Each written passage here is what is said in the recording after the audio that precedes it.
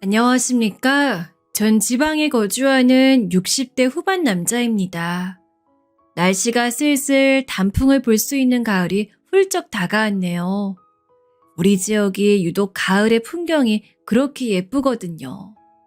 한평생 다른 지역에 가지 않고 고향에서 살았는데 여전히 좋습니다.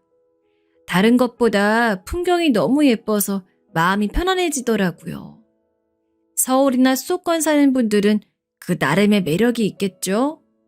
서울의 편리함을 포기하고 지방에 사는 것도 만족스러운 삶이랍니다.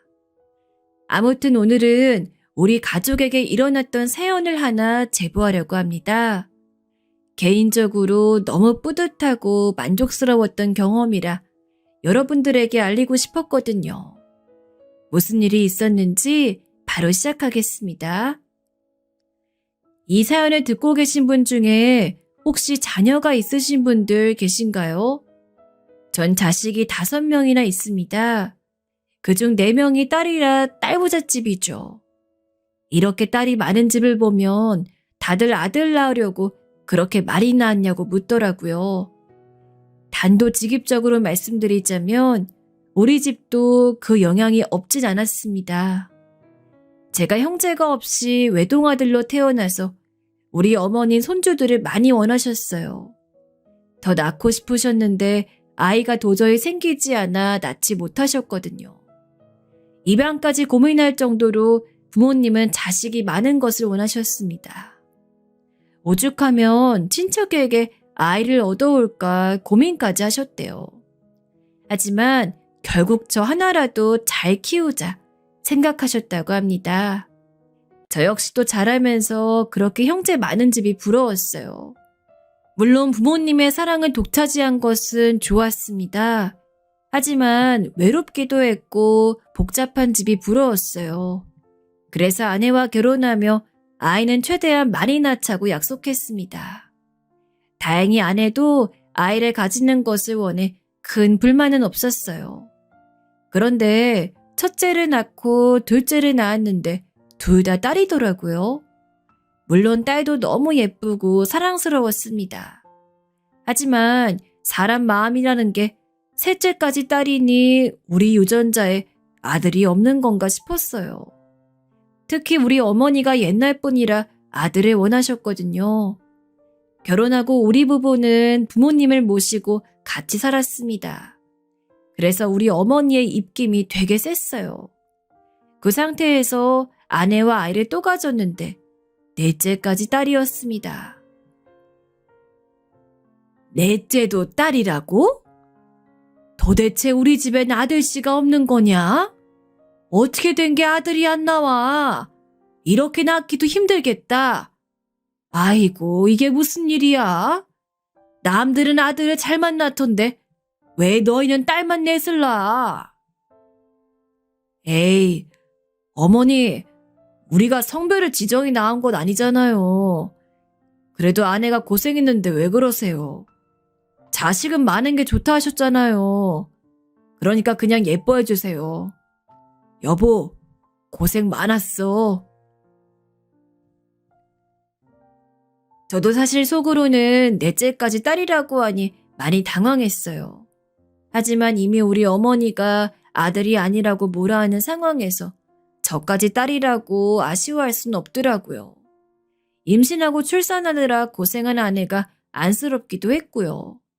그래서 전 넷째까지 딸이면 그냥 포기하려고 했습니다. 계속되는 출산에 아내의 몸이 많이 상하기도 했고요. 아들 낳자고 5째를 가졌는데 막내까지 딸이면 그땐 어떡하겠어요. 그래서 그냥 단념하려고 했는데 우리 어머니는 반드시 아들을 원하셨습니다. 이미 낳은 손녀들을 미워하는 건 아니었지만 아쉽다고 계속 끊임없이 말씀하셨어요. 우리 아버지는 원래 말씀이 매우 적은 편이셨어요. 아버지가 입을 여는 것은 귀한 일이었습니다. 말은 아껴야 좋은 거라고 제게도 늘 언행을 조심하라고 하셨죠. 그런데 아버지까지 나서서 아들이 필요하다고 하셨습니다. 아무래도 어른들 생각엔 대를 이으려면 아들이 필수라고 생각하셨겠죠. 그런데 만약에 우리가 아이를 또 가졌는데 그때도 딸이면 어떡해요? 아들 가지려고 임신했다. 딸이 생기면 또 여섯째를 가져요? 아유, 그렇게 아들을 원하면 차라리 입양은 어때요? 입양 같은 소리 하지도 마. 나처럼 애기 안 생기는 몸도 아니잖아. 그냥 아들 낳을 때까지 낳든가? 하늘에 대고 빌어봐라. 그럼 아들을 보내줄 거야. 그래도 대를 이어야지. 딸들은 나중에 결혼하면 출가 외인이란 말이야. 어머니는 대놓고 아들을 원하셨는데 절대 입양은 안 된다는 주의였어요. 평소에 시집살이를 시키는 분은 아니었는데 이렇게 자식 관련해선 부딪히는 일이 많았습니다. 그리고 무엇보다 아내도 아들을 가지고 싶어 했어요. 아들을 낳으면 시부모님이 우리 부모님과 관계가 좋아질 거라 믿었던 거죠. 그 마음을 모르는 것은 아니었지만 우리가 아이의 성별을 고를 수 있는 것은 아니잖아요. 사실 셋째도 넷째도 아들을 바랬는데 딸이 태어난 거라 더욱 망설여졌습니다. 저는 그래서 가족들에게 제가 나서서 4명의 딸이라도 잘 키우자고 했어요.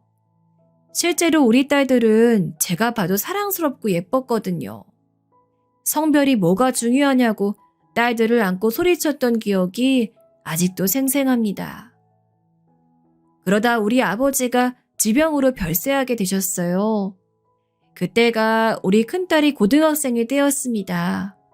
몸이 여기저기 많이 아프셔서 병상에 누워 계시다 집에서 돌아가셨어요. 그런데 아버지가 돌아가시기 전에 제게 뭐라 말씀하셨는지 아세요? 바로 아들은 낳아야 한다고 하셨습니다.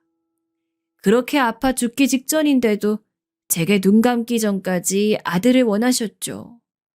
아무리 제가 들어도 부모님 귀에는 들리지 않더라고요.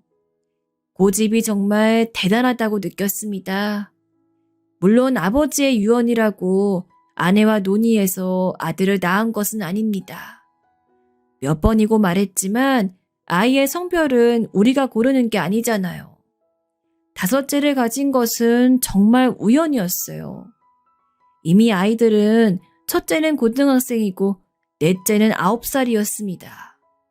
아내가 몸이 이상하다고 병원에 가더니 임신 소식을 들고 왔어요. 아내의 임신을 알고 어머니는 아버지가 죽으면서 아들을 보낸 게 틀림없다고 말씀하셨습니다. 이 한약을 먹어봐라. 이게 아들 생기게 하는 한약이래. 이거 먹고 다들 아들을 낳았다고 말이 많아. 내가 돈 많이 주고 사왔으니 아침마다 꼭 먹도록 해, 아가. 알겠니? 어머니, 이미 생긴 아이라고요. 그렇다고 딸이 아들로 바뀌어요? 말이 되는 소리 해요. 아유, 내 팔자야. 혹시나 해서 말하는 건데 그러다 딸 나오면 절대 원망하지 마세요. 그리고 기도도 그만하세요. 이미 성별은 정해졌어요. 우리 어머니는 옛날 분이라 믿는 미신이 아주 많았습니다. 그래서 전국을 돌아다니며 이상한 부적도 사오고 굿도 했어요. 더 웃긴 것은 아내도 그걸 믿었다는 거였습니다. 저 혼자만 이 이상한 이 여자들 속에서 5째가 딸이라도 예뻐해 주려고 생각했어요. 그리고 마침내 아내가 5째를 낳았는데 성별은 그렇게 어머니와 아내가 원하던 아들이었습니다. 전 속으로 딸아이여도 내 새끼니까 예뻐하려고 했는데 막상 아들이 나오니 기쁘긴 하더라고요. 물론 아내와 어머니는 너무 대놓고 좋아하셨습니다. 특히 어머니의 반응이 난리였죠. 어머니는 손자가 태어났다고 소를 잡으셨어요. 동네 사람들을 집으로 불러서 집안에 경사가 났다고 잔치를 벌이셨습니다. 우리 집이 딸부잣집인 걸 알고 이웃들도 제게 축하한다고 하더라고요. 우리 아내는 아들인 것을 알자 눈물까지 엉엉 흘렸습니다. 그렇게 온 동네에 주목을 받고 태어난 아들이었어요.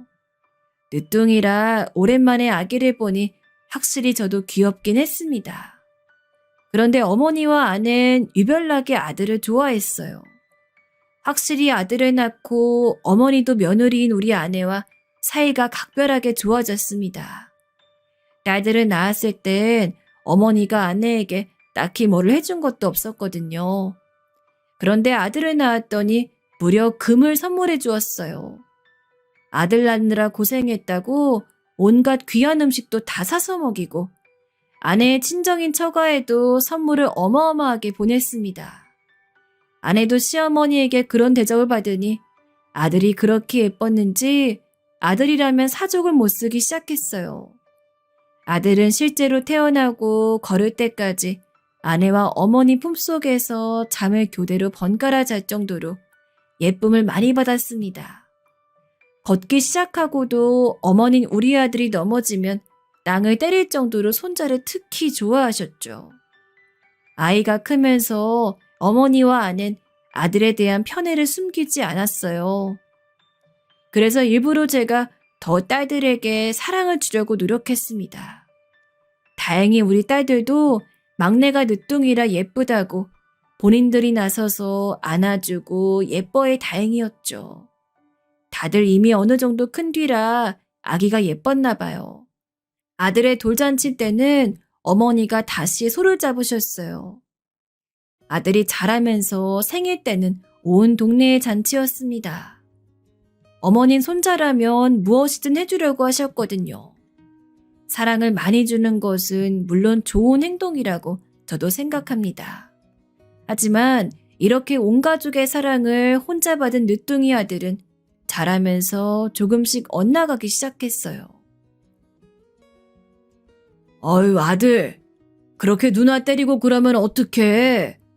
아빠가 누나들에게 손대지 말라고 했지. 그리고 과자는 밥 먹고 다음에 먹는 거야. 빨리 그거 손에서 내려놓고 밥 먹어. 괜찮다. 애들이 장난으로 그런 건데 뭘 그런 걸로 혼을 내고 그래? 우리 손자 기죽어. 이리 와 우리 강아지. 할머닌 다 괜찮아. 과자가 더 먹고 싶어? 그래, 할머니가 과자 줄게. 어머니, 자꾸 그러니까 애가 버릇이 나빠져요. 적당히 혼낼 거 혼내며 키워야죠. 이러다 학교 가면 애들 때리고 다니면 어떡해요. 안 그래도 지금도 동네에서 애들 때리고 다니잖아요. 사내 자식이 어디 가서 맞고 다니는 것보단 훨씬 낫다. 원래 남자애들은 이렇게 키우는 거야. 너도 남자면서 그렇게 모르니? 딸도 아니고 아들은 이렇게 키워야 해. 너도 이렇게 자랐어. 어머니와 아내는 아들이 버릇없는 행동을 해도 오히려 아들의 편을 들었어요. 그러니 제가 아들에게 더 무섭게 대했는데 그럴수록 아들은 어머니와 아내의 품으로 파고들었습니다. 미취학 아동일 때부터 저러더니 결국 아들은 학교에 가자 사고뭉치가 되었습니다. 학교에 도대체 몇 번을 불려갔는지 손으로 셀 수도 없어요. 제가 딸을 4명을 키우면서 한 번도 사고 쳐서 학교에 불려갔던 적이 없거든요. 그런데 아들을 키우며 1년에 몇 번을 갔는지 모릅니다. 가서 선생님께 죄송하다고 하고 아들이 때린 학생들의 부모님에게 머리를 얼마나 좋아하렸는지 몰라요. 하지만 아들의 그런 행동을 막을 수는 없었습니다. 왜냐하면 집에서 어머니와 아내가 그렇게 아들이 사고를 쳐도 예쁘다고 했거든요. 저렇게 두다가는 망나니가 될 것 같아 저도 아들을 얼마나 잡으려고 노력했는지 몰라요. 하지만 이미 집안 분위기가 이러니 아들의 만행은 날이 갈수록 심해졌습니다. 오죽하면 중학생 땐 어떤 일이 있었는지 아세요? 그날도 학교에서 선생님이 불러 저 혼자 학교에 갔습니다. 아내 데리고 가면 아내가 끝까지 아들 편을 들어 어느 순간부터 학교에 불려갈 때는 저 혼자 갔어요. 아버님, 민철이가 사고를 너무 많이 쳐서 이대로 가다가는 전학을 보내야 해요. 이 동네에 중학교가 여기밖에 없는 거 아시죠? 선생님들 무서운 줄도 모르고 같은 학생들은 때리고 심지어 수업 중에 갑자기 밖으로 나가요. 집에서 강하게 잡아주세요. 선생님의 말씀을 듣고 전 집으로 와서 아들의 머리를 밀어버렸습니다. 저도 참을 만큼 참았으니 이제 아들을 내버려둘 수가 없었어요. 그동안 조금이라도 아들을 혼내려고 하면 어머니와 아내가 난리쳤는데 이번엔 저도 강하게 마음을 먹었죠. 아들의 머리를 밀어버리니 어머닌 제게 처음으로 손을 대셨어요. 왜 귀한 장씨 집안 대를 이을 아이에게 그러냐고 하더라고요. 저도 어머니의 자식인데 참 서운했습니다. 아내도 울면서 제 팔을 부여잡고 자기 아들을 괴롭히지 말라고 하더라고요. 이대로 가면 우리 아들 사람 구실 못한다고 저도 물러서지 않았습니다. 아들은 할머니인 우리 어머니 뒤로 가서 쏙 숨더라고요. 어머닌 제게 촌지를 주면 다 해결된다고 돈을 들고 학교를 향하셨어요. 이제껏 무슨 일이 일어나면 늘 이런 식으로 입막음했던 것을 저도 알고 있었습니다. 학교에 아들의 문제를 해결하려면 절대 촌지를 받으면 안 된다고 이미 말하고 온 뒤였어요. 그래서 저도 마음이 아팠지만 아들을 위해서 물러서지 않았습니다. 다행히 이 사건을 계기로 아들은 중학생 때 나름 조용히 학교에 다녔어요. 자잘한 사고를 치긴 했는데 적어도 제가 학교에 갈 일은 없었습니다. 물론 부작용으로 아들은 한동안 제게 말을 걸지 않았어요. 빡빡 밀린 머리를 하고 우리 어머니 품속에서 눈물을 보였죠. 아들의 비행은 막았지만 아내와 어머니도 제게 선을 넘었다고 얼마나 원망했는지 모릅니다. 다행히 딸들은 제 편을 들어주었어요. 만약 제가 여기서 물러났으면 아들은 지금 조폭이 되어 있을 거라고 했습니다.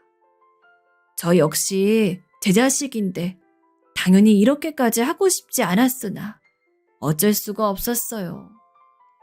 이렇게 아들은 나름 조용히 학교에 다니다 대학을 갈 나이가 되었습니다. 정말 안타깝게도 아들은 공부머리가 전혀 없었어요. 우리 딸들은 공부를 다들 잘해서 좋은 대학에 입학했는데 아들은 재수하고 삼수를 했는데도 대학에 갈 수가 없었습니다. 나 대학 안 가. 대학이 뭐라고 날 이렇게 힘들게 해? 아빠, 엄마, 할머니, 나 대학 가기 싫어. 그냥 동네에서 당구장이나 할래. 아빠 나 돈 줘. 난 공부할 머리 아닌 것 같아. 그래, 우리 손자가 당구장을 하고 싶구나. 할머니가 돈 줄 테니까 당구장 하자. 우리 손자는 그래도 돼. 대학이 다가 아니야. 그러니까 속상해하지 마. 알겠지? 우리 강아지. 아들은 급기야 대학에 가지 않겠다고 했어요. 그런 모습에 어머니와 아내는 아들이 안쓰럽다고 당구장 용돈을 주자고 하더라고요. 전 당연히 반대했습니다. 공부가 아니더라도 자기가 살 길을 알아서 찾아야지 무슨 당구장을 말하는지 이해하지 못했어요. 전 그래서 기를 쓰고 반대했습니다. 그러자 아들은 대놓고 엇나가기 시작했어요. 급기야 동네 양아치들과 어울리기 시작했습니다. 학생 때는 아들 때문에 제가 학교에 그렇게 불러다녔는데 성인이 되자 경찰서로 가게 되었죠. 아들은 심지어 당당하게 제게 그러게 왜 당구장을 차려주지 않냐고 말했습니다. 제 자식이지만 너무 미웠어요. 그런데 이런 아들을 여전히 어머니와 아내가 감싸고 돌았습니다. 누나들은 다 공부해서 대학에 갔는데 아들만 혼자 대학도 못 가고 양아치들과 몰려다니며 오토바이를 타고 돌아다녔어요. 머리가 컸다고 제 말은 듣지도 않았습니다. 어머닌 그러게 그냥 빨리 당구장을 차려주자고 하더라고요. 큰딸은 결혼해서 아이를 낳고 살고 있었는데 어느 날 집에 오더니 몰래 저를 불러 심각하게 말했습니다. 아들을 계속 저렇게 두면 큰일이 난다고 빨리 잡으라고 하더라고요. 하지만 이미 엇나갈 대로 엇나간 아들을 쉽게 잡을 수가 없었습니다. 제가 뭐라고 하면 오히려 대들던 아들이었어요. 큰딸은 제게 다시 머리라도 밀어버리라고 하더라고요. 저도 마음 같아선 그러고 싶었습니다. 하지만 아들은 이미 중학생이 아닌 저보다 훨씬 건장한 성인이었어요. 속이 얼마나 타는지 친구들을 만나 하소연해도 풀리지 않더라고요. 제가 더 속이 탔던 이유는 바로 어머니와 아내 때문이었습니다. 저러고 다녀도 아들에게 쩔쩔매는 모습에 한숨이 나왔어요. 저는 결국 강한 결단을 내리게 되었습니다. 절대, 이제 무슨 일이 있어도 절대 막내한테 1원도 주지 마. 앞으로 막내한테 돈 주면 어머니 있고 뭐고 없어요. 쟤 저렇게 살면 우리 집 망한다고. 이미 양아치들하고 어울려 다니면서 우리 집 돈 다 까먹고 있는데 저게 뭐가 예쁘다고 그래? 아이고, 애 잡겠다 아들아. 그만해라. 우리 손주가 어린 마음에 그럴 수도 있는 거지. 우리 강아지 난 안쓰러워 죽겠어. 네가 너무 애를 쥐잡듯 잡으니까 애가 저리 된 거 아니야. 어머니, 저도 이제 못 참아요. 경찰서로 들락거리는 것도 한두 번이지. 이러다 제 교도소라도 가면 어떡합니까? 네? 제발 이번 한 번만 눈 딱 감고 모른 척 좀 해주세요. 막내, 너 돈 필요하면 너도 성인이니 알아서 돈 벌어. 그동안 제가 아무리 생각해도 막내가 저러고 돌아다니던 것은 여유가 있어 그랬던 것 같았습니다. 어머니와 아내가 또래에 비해 넉넉하게 지어나니 세상 무서운 것을 자기가 몰랐던 거죠. 막낸 집에서 1원도 지원받지 못하자 급기야 어떤 행동을 했는지 아세요? 바로 군대에 갔습니다. 입대하겠다고 머리 밀고 온 막내를 보며 전 한숨이 그렇게 나왔습니다. 그래도 어차피 대한민국 남자라면 가야 하는 군대니 보내줬어요. 제발 가서 정신을 차리길 얼마나 빌었는지 모릅니다. 2년 뒤 제대한 막내는 제게 아주 진지하게 말했습니다. 진짜 당구장만 차려준다면 자기가 무엇이든 하겠다고 하더라고요. 본인은 머리가 좋지 않아 공부는 절대 못하겠다고 했어요. 그러면서 당구장을 제발 차려달라고 하더라고요. 너무 진지하게 말하기도 했고 제대하고 늠름해진 모습을 보고 전 처음이자 마지막이라고 약속하고 돈을 주었어요. 그러자 막내는 바로 당구장을 차렸어요. 처음에는 조금 열심히 하는 것 같았습니다. 우리 집에서 제일 먼저 일어나 당구장에 가서 청소하고 준비하더라고요. 열심히 일해 돈을 벌더니 집으로 고기를 사서 오기도 했어요. 그런 모습을 보며 아낸 기특하다고 눈물을 흘리더라고요. 저도 내심 속으로 이놈이 드디어 정신을 차렸다고 생각했습니다. 하지만 그것도 오래가지 않더라고요. 겨우 한 반년이 지나자 금세 또 질렸는지 가게에 나가지 않았습니다. 본인이 사장인데 가게를 전혀 돌보지 않았어요. 제가 아들에게 왜 가게에 나가지 않냐고 하자 자기가 알아서 한다고 오히려 화를 내더라고요. 저는 그 모습을 보며 당구장을 차릴 수 있도록 도와준 것을 후회하기 시작했습니다. 이때 아들하고 전 참 많이 싸웠어요. 전 당장 당구장을 접으라고 했고 아들은 자기가 알아서 한다고 난리였습니다. 집안 분위기는 당연히 좋지 않았어요. 그런데 얼마 후에 이상한 일이 벌어졌습니다. 갑자기 아들이 변해서 당구장을 열심히 나가더라고요. 이게 무슨 일인가 싶었는데 일단 성실하게 사는 모습에 안도했습니다. 어머니와 아내도 덩달아 기뻐했어요. 그리고 조금 시간이 흐르자 아들이 별안간 갑자기 예고도 없이 어떤 아가씨를 우리 집으로 데리고 왔습니다. 데리고 온다는 말도 없이 진짜 저녁에 참하고 예쁜 아가씨와 집에 왔어요. 그러더니 뭐라고 했는지 아세요? 아버지, 어머니 할머니 저 결혼할래요.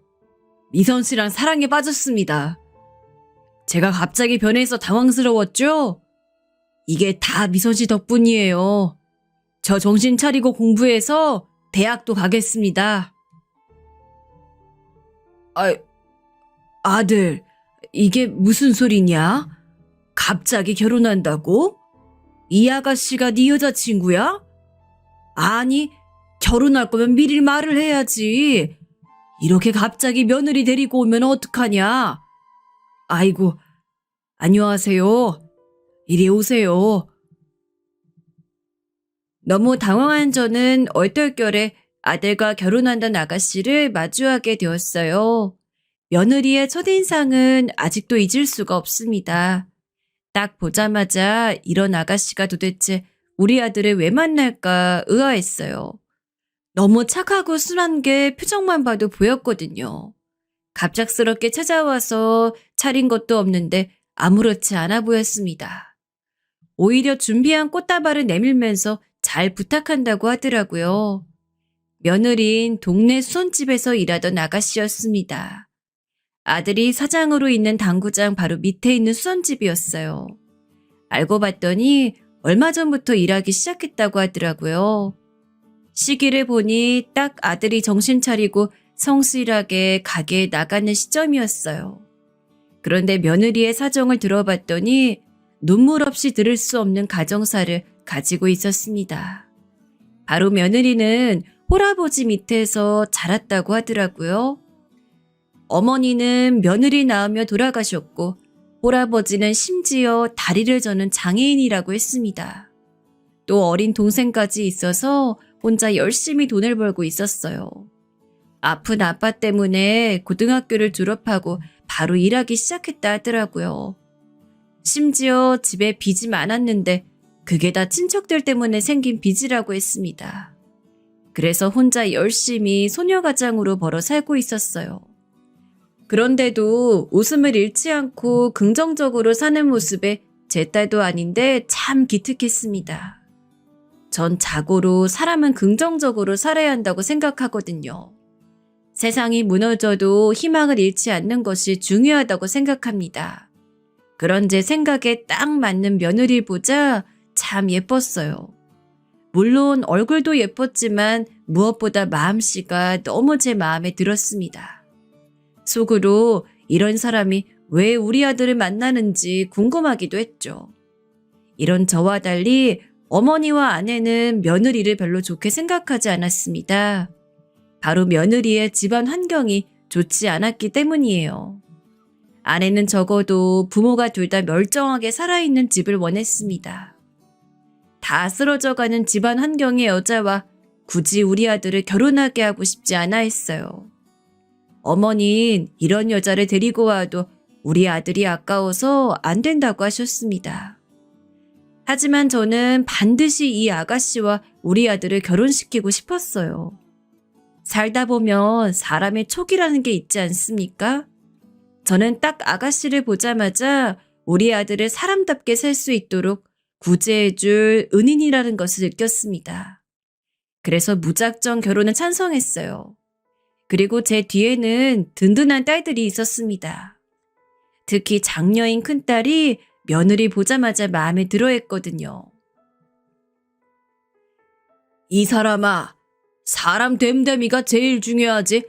무슨 재산이 어떻고 가정 환경이 어떻고 그런 걸 따져. 그냥 결혼시켜. 우리 아들 저 아가씨랑 결혼 못하면 인생 어떻게 또 막장으로 살지 몰라. 당신은 도대체 왜 우리 아들을 그렇게 말해?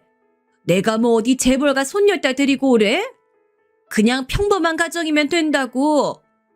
다 쓰러져가는 집안의 소녀 가정을 왜 우리 아들하고 결혼시키냐고.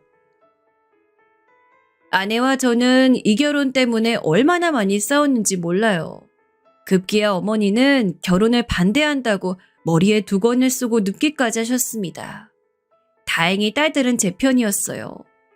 아들이 동네에서 양아치들하고 몰려다녀 본인들까지 창피했다고 하더라고요. 그러면서 그래도 저 아가씨를 만나더니 애가 성실하게 가게 운영도 하고 술 마시며 몰려다니지 않는다고 결혼을 적극적으로 주장했습니다. 이 과정에서 저는 아들과 극적인 화해도 하게 되었어요. 원래 서로 대면대면한 사이였는데 뭐로 가도 서울만 가면 된다고 하죠. 아들은 본인의 결혼을 제가 적극적으로 추진하자 본인을 드디어 믿어주는 거냐고 눈물을 보였습니다. 뭐가 됐든 전 아들을 사람 만드는 게 인생의 목표였어요. 이런 상황에서 아들과 며느리는 결국 결혼에 성공했는데 여기서 며느리의 꿈도 컸습니다. 우리 집은 딸이 4명이나 있고 집도 화목한 편이지만 딸들의 성격이 다들 애교가 많고 그러진 않아요. 다들 오히려 할 말은 제대로 하는 대장부에 가깝습니다. 그래서 우리 어머니가 늘 딸들에게 차분하게 행동하라고 할 정도였어요.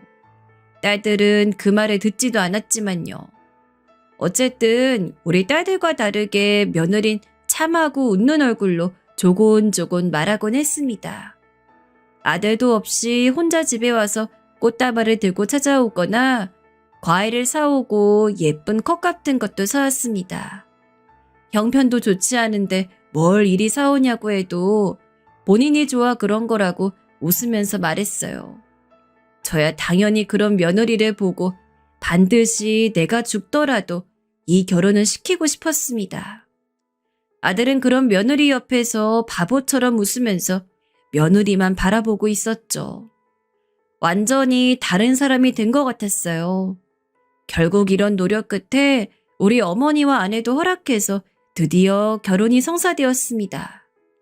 물론 결혼을 허락했다고 며느리 마음에 들어한 것은 아니었어요. 하지만 저는 일단 결혼식을 올리고 혼인 서류에 도장을 찍은 것을 보니 죽어도 여한이 없었습니다. 며느리와 아들의 신혼집은 며느리 집과 가까운 곳에 얻어주었어요. 인간적인 도리로 아픈 며느리의 아버지를 위해 병원비도 내주었어요. 저는 있는 사람이 베푸는 것이 맞다 생각하거든요. 며느리는 제가 이렇게 본인 친정을 도와주니 너무 감사하다고 저를 볼 때마다 고맙다고 말했어요. 일부러 생색내려고 도와준 건 아니지만 이렇게 감사함을 하는 며느리를 보니 뿌듯한 마음이 들었습니다. 그리고 며느리는 결혼하고 바로 임신해서 아이를 가졌어요. 며느리의 임신 이후로 아들은 더욱 새로운 사람이 되었습니다. 갑자기 책임감이 생겼다고 온 동네 길거리를 누가 시키지도 않았는데 쓸고 다녔어요. 마주치는 사람마다 밝게 웃으며 인사해서 주민들이 처음에는 다른 사람인 줄 알았다고 하더라고요. 제가 그렇게 싫어하는 양아치들과도 관계를 단절하고 오로지 며느리만 바라보고 살았습니다. 둘이 잘 사는 모습을 보니 얼마나 뿌듯했는지 모릅니다. 아이고, 아이고야. 우리 손주 며느리가 아들을 낳았네. 우리 가문의 영광이다. 세상에, 아들 귀한 집에 이게 무슨 경사야. 소를 잡아서 잔치를 열어야겠다. 아가, 내가 결혼 반대해서 미안하다. 응? 어머니, 내가 딱 우리 며느리가 우리 가문 구할 귀인이라고 했죠? 거봐요. 그러게 왜 그렇게 반대했어요? 세아가 출산하고 조리 잘해야 평생 안 아픈 거 알지? 어디 아픈 곳 있으면 당장 말해라. 며느리가 아들을 낳자 우리 며느리는 대놓고 손주 며느리 예뻐하기 시작했습니다. 옛날뿐이라 어쩔 수 없는 상황이었죠. 며느리가 집에 들어오고 우리 집의 분위기는 누가 봐도 밝아졌어요. 그래서 주민들도 우리 집 근처를 지나가면 웃음소리밖에 안 들린다고 하더라고요. 그럴 수밖에 없는 것이 며느리가 우리 집에 참 잘했습니다. 생글생글 웃으면서 말동무도 해주고 나서서 안마도 해주고 너무 천사였어요. 시누이가 넷이나 있으니 며느리가 불편할 수도 있는데 본인이 나서서 우리 딸들에게 다가갔어요. 그래서 우리 딸들이 오히려 저보다 며느리를 더 챙기기도 했답니다. 손자가 돌을 갓 지났을 때 우리 어머니가 몸이 되게 아프셨어요. 아무래도 나이가 많이 드셨으니 노화가 진행되었습니다. 치매나 암 같은 심각한 병은 다행히 아니었는데 관절이 유독 아프셨어요. 아무래도 우리가 사는 지방은 병원이 서울보다 별로거든요. 병원에서도 서울로 가서 치료하는 게 낫다 하셨습니다. 그래서 어머니를 서울로 병원에 모시고 다닐 사람이 필요했는데 그걸 며느리가 담당했어요. 자기가 먼저 나서서 우리 어머니를 모시고 서울로 가겠다고 하더라고요. 전 처음에 며느리는 손자도 키워야 하고 또 불편할 수도 있으니 거절했습니다. 하지만 며느리는 본인 친정아버지의 병원비도 제가 다 내고 있는데 이 정도는 아무렇지도 않다고 하더라고요. 그러면서 본인은 원래 서울을 좋아했다고 어머니를 모시고 간 김에 서울 구경도 하겠다고 했어요. 그래서 며느리가 어머니 모시고 서울로 병원에 다녔는데 이때 우리 어머니는 며느리에게 푹 빠지게 되었습니다.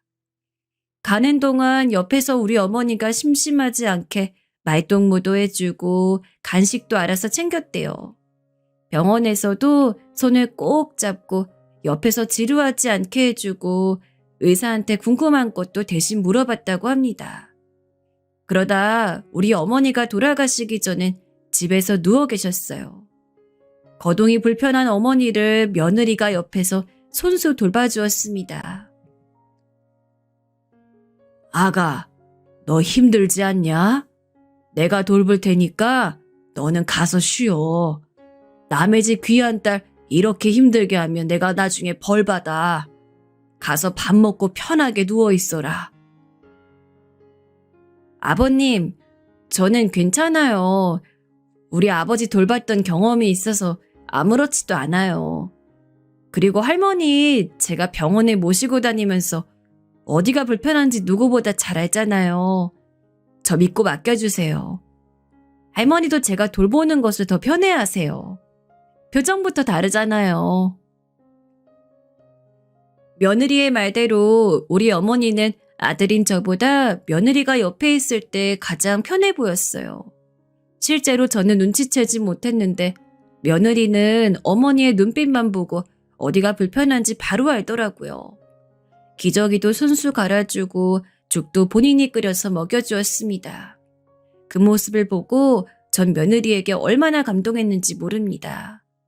우리 아들도 생전 부엌에 들어가질 않았는데 며느리와 아이를 낳더니 아예 다른 사람이 되었어요. 극진한 손자 부부의 간호를 받고 우리 어머니는 집에서 눈을 감으셨습니다. 눈을 감을 때도 우리 며느리를 끝까지 바라보셨어요. 며느리는 장례식 때도 본인이 마치 우리 어머니의 손녀인 것처럼 하나부터 10까지 다 챙겼습니다. 친척들이 며느리 보더니 어디서 복덩이를 데려왔냐고 하더라고요. 전 장례를 마치고 며느리를 따로 불렀습니다. 그리고 며느리에게 혹시 원하는 게 있냐고 물었어요. 우리 어머니를 마지막 가는 길에 잘 보내드렸으니 며느리에게 거하게 뭐라도 해주고 싶었습니다. 제가 명품 가방이나 부동산 같은 것을 말하자 웃으면서 본인은 그런 거에 관심이 전혀 없다고 거부하더라고요. 그러더니 며칠 뒤에 며느리가 저를 찾아왔어요. 사실 예전부터 며느리는 공부가 그렇게 하고 싶었다고 하더라고요. 가정 형편이 워낙 안 좋아서 공부를 접었는데 알고 봤더니 며느리는 아주 똑똑한 친구였습니다. 어렸을 때부터 사교육을 받아본 적도 없는데 늘 상위권의 성적을 유지했다고 하더라고요. 본인은 그래서 공부를 하고 싶고 또 공무원 직업을 가지고 싶다고 했어요. 전 며느리의 말을 듣고 반대할 이유가 전혀 없었습니다. 며느리가 공무원이 된다면 그것보다 좋을 게 어디 있겠어요? 그래서 그때부터 저는 며느리가 공무원 시험에 합격할 수 있게 모든 최선을 다하기 시작했어요. 아이는 우리 아들이 돌보도록 하고 공부에 필요한 모든 것을 마련해 줬습니다. 문제집도 사주고 독서실도 끊어주었어요. 공부를 편하게 할 수 있도록 카드도 주고 마음껏 하고 싶은 공부 마음껏 하라고 했죠. 며느린 그렇게 딱 2년을 공부하더니 바로 공무원 시험에 합격했어요. 공부하면서도 집안일도 하고 육아도 하고 심지어 시댁인 우리 집까지 챙겼습니다. 명절에 오지 말고 공부하라고 해도 도리는 해야 한다고 본인이 고집을 부렸어요. 우리 집의 가족들은 이미 우리 어머니를 옆에서 간호한 뒤로 며느리에게 절대 싫은 소리 한 적이 없거든요. 그래서 본인 마음이 편한 대로 하게 두었습니다. 그리고 여러분, 며느리는 본인이 공무원 시험을 준비하며 우리 아들도 공부를 시켰어요. 아들이 대학에 가지 못했다고 했잖아요. 며느리는 대학은 상관없으니 본인들의 미래를 위해 뭐라도 하라고 아들 보고 공인중개사 시험을 보게 했습니다. 그래서 아들도 며느리 옆에서 공부하더니 공인중개사 시험에 합격했어요. 아들 부부가 공부할 때 손자는 제가 직접 돌봤습니다. 며느리 닮아 어찌나 애교도 많고 예쁜지 모르겠어요. 그래서 육아하는 게 하나도 힘들지 않았어요.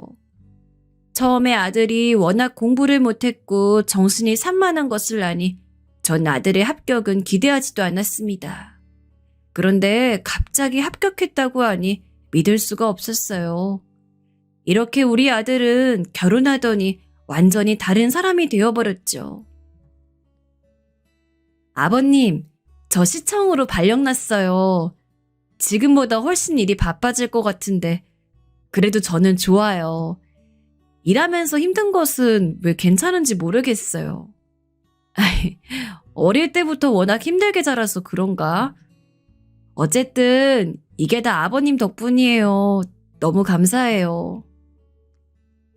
아가, 내가 뭘 한 게 있다고 그러니? 난 네가 시청에서 일한다니 얼마나 자랑스러운지 몰라. 우리 아들도 결혼하고 아예 다른 사람이 되어 너한테 오히려 고맙지. 손자는 내가 돌볼 테니 걱정 말고 일 열심히 하렴. 힘들면 언제든지 말해. 며느리는 공무원으로 일하고 몇 년 뒤에 시청에서 일하게 되었어요. 워낙 싹싹하고 웃는 얼굴이라 민원인한테도 유명했고 직원들 사이에서도 일을 잘해 유명했다고 하더라고요. 그러더니 바로 능력을 인정받고 시청으로 가게 되었죠. 전 어디 가서 자식들 자랑은 안 해도 며느리 자랑을 하기 바빴어요. 제가 낳은 딸도 아닌데 너무 예쁘고 자랑스러웠거든요. 그래서 어린 손자를 돌보는 것은 하나도 힘들지 않았습니다. 며느린 그런 제게 늘 감사하고 미안하다고 하더라고요. 말을 어찌나 예쁘게 하던지 세상에 있는 모든 좋은 것은 다 주고 싶었습니다. 그런데 며느리는 시청에 가서 일한 뒤로 표정이 날이 갈수록 어두워졌어요. 원래 워낙 밝고 예쁜 사람이었는데 살도 점점 빠지더라고요. 건강에 이상이 있는 것 같아 병원에 데리고 가려고 해도 며느리가 거부했습니다. 그냥 일이 바빠서 그렇다고 하더라고요. 공부할 때도 본인이 나서 명절에도 오고 그랬는데 시청에서 일한 뒤로는 집에도 잘 오지 못했습니다. 일하느라 그런 것은 당연히 이해하지만 저는 며느리의 건강이 걱정되었어요. 손자를 우리 집에 맡기고 데리고 가는 것도 다 우리 아들이 했거든요.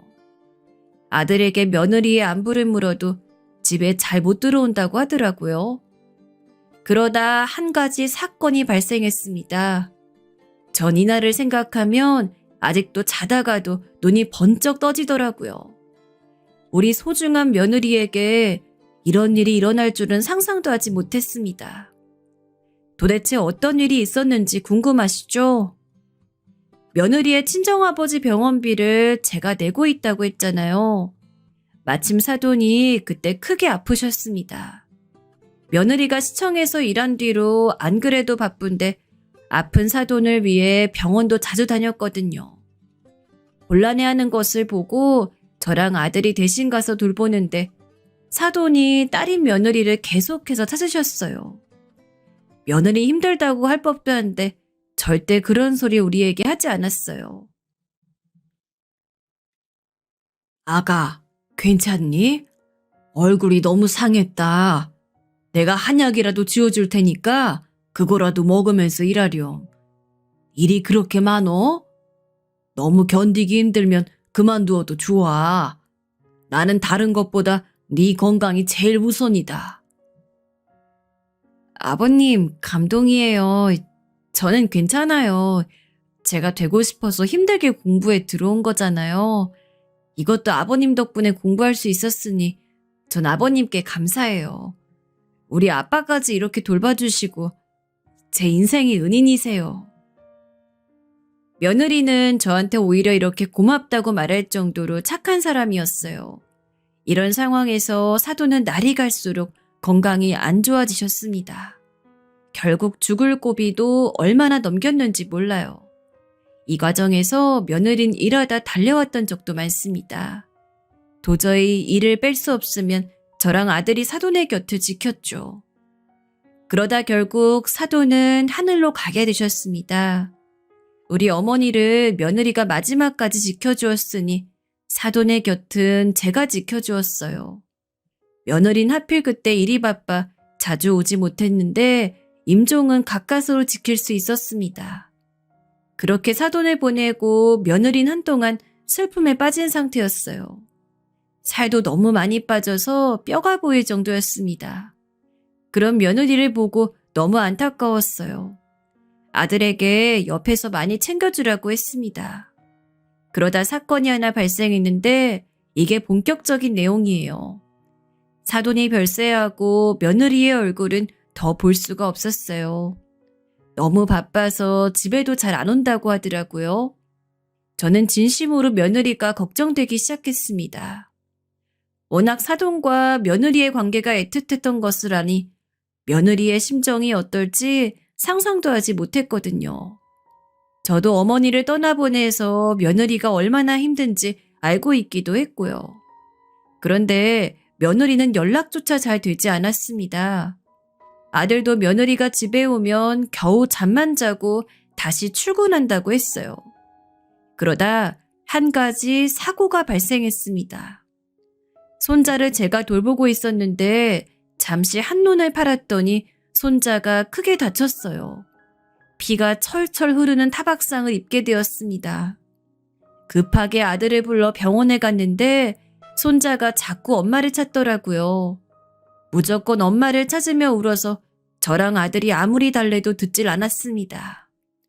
애가 자지러지듯 우니까 병원에서는 빨리 며느리 데려오라고 했어요. 이러다 애가 탈진해서 쓰러진다고 빨리 엄마를 데려오라는 말에 전 급하게 며느리에게 전화를 걸었습니다.